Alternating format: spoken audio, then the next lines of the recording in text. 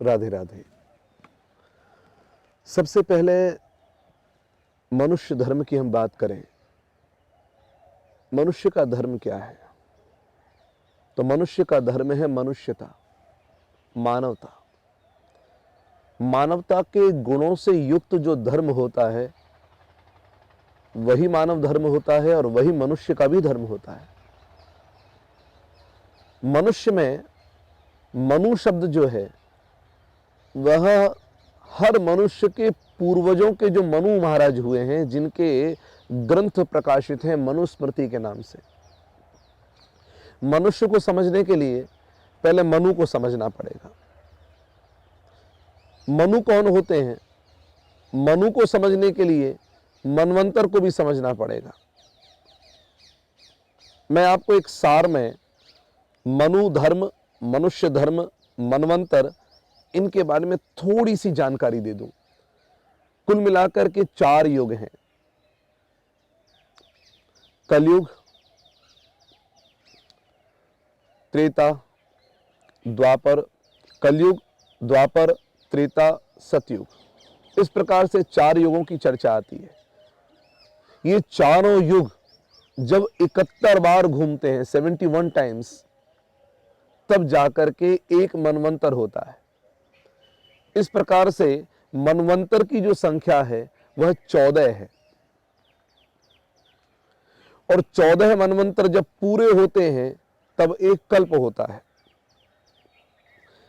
प्रत्येक मनवंतर के एक शासक होते हैं, एक राजा होते हैं, धर्म गादी पर बैठने वाले धर्मराज होते हैं, जिनको मनु कहा जाता है।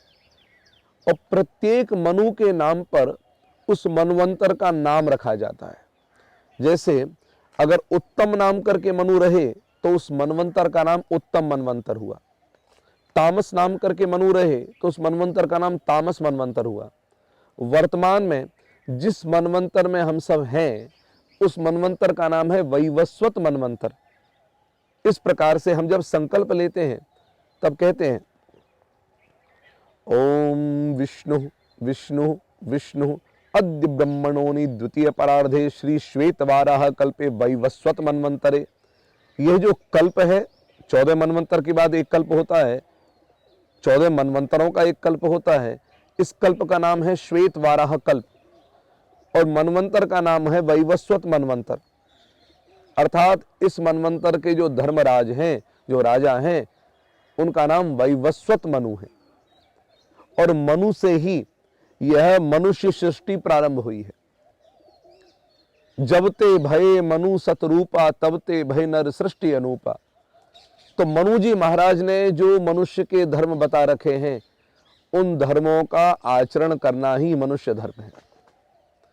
संक्षिप्त में मैं एक श्लोक में मनुष्य धर्म का निरूपण करने का प्रयास करता हूं, और ऐसा श्लोक आपको अन्यत्र एक साथ एक जगह पर नहीं मिलेगा। श्रीमद् भागवत महापुराण का परम पावन श्लोक है।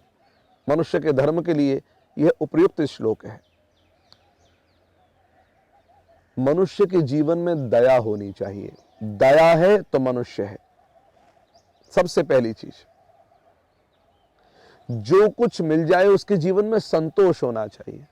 अगर संतोष है तो मनुष्य है।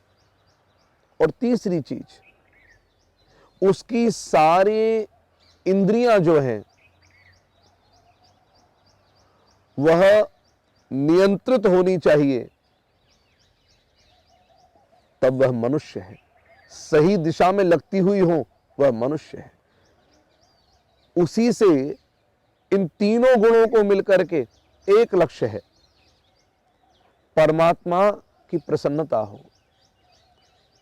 दयया सर्वभूतेषु संतुष्ट्या येन केन वा सर्वेन्द्रियोपशान्त्या च तुष्यत्याशु जनार्दन। इन 3 काम को करने से ईश्वर की प्रसन्नता होती है। आज प्राणी मात्र पर दया करो।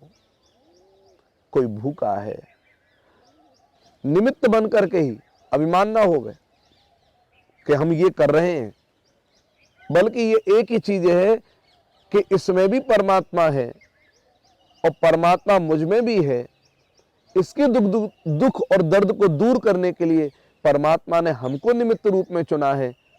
कराने वाला करने वाला परमात्मा ही है। इस भाव से दया वृत्ति हो गई। जीवन में जितना मिला उसमें संतोष हो, हाय हाय नहीं करनी। जीवन में हाय हाय व्यक्ति को भगाती है, कभी चैन से नहीं बैठने देती, और जीवन में संतोष आ जाता है, ठीक है, तो व्यक्ति जो है वह परम आनंद का अनुभव करता है। नहीं तो भगाएगी कैसे? एक ने कहा, जो 10-20-50 भये सत। अगर 10 रुपया मिल गया तो 20 की चाहना हो जाएगी, फिर 50 चाहोगे, फिर 100 चाहोगे। पहले 10 के लिए भागते थे, फिर उसके बाद 20 के लिए भागे, फिर 50 के लिए भागते रहे, फिर 100 के लिए भागे, फिर 1000 कमाने के लिए भागे, फिर लाखों के लिए भागने लगे, फिर करोड़ों के लिए भागने लगे। और फिर करोड़ों कमाने के बाद में, खूब कमाने के बाद में धरती के भी राजा बन गए, तब स्वर्ग के लिए भाग रहे हो,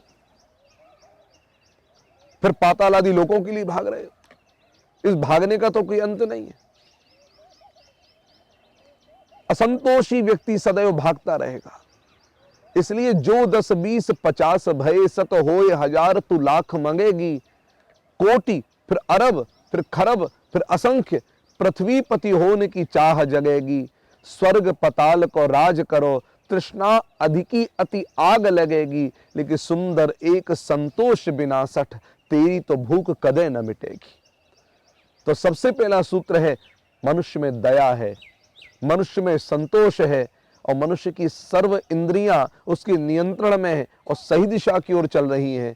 भगवान की प्रसन्नता होने का यह सूत्र है, और यही मनुष्य का परम धर्म है। राधे राधे।